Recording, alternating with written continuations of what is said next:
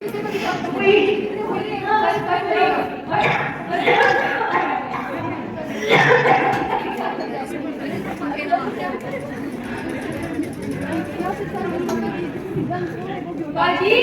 बाजी बाजी जल्दी से आके हमारा मरीज बहुत सीरियस है।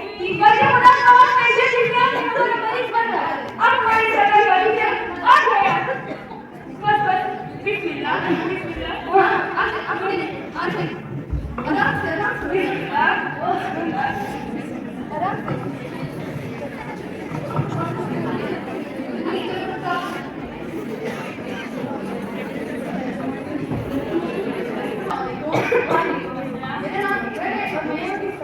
आज मैं आपकी इस बात करूंगी। अब मुझे ये बताइए आपका क्या नाम है? अल्फा अल्फा नाम है। मरीज का नाम अल्फा है? जी जी। अल्फा आप ये बताइए आपको क्या तकलीफ हो रही है? बुखार कितने दिनों से? 3 दिन नहीं। बुखार आपको मुसलसल हो रही है या वक्तन फवक्तन? इसके अलावा टीका लगा देना। थोड़ी को समझ में कोई भी काम डायरेक्ट शुरू नहीं कर सकते। पहले तफ्तीश करेंगे और उसके बाद जो है यूज करेंगे। आपको ये बताइए कि दवा आपको क्या क्या होता है? आंखों के बीच बहुत ज्यादा दर्द होता है।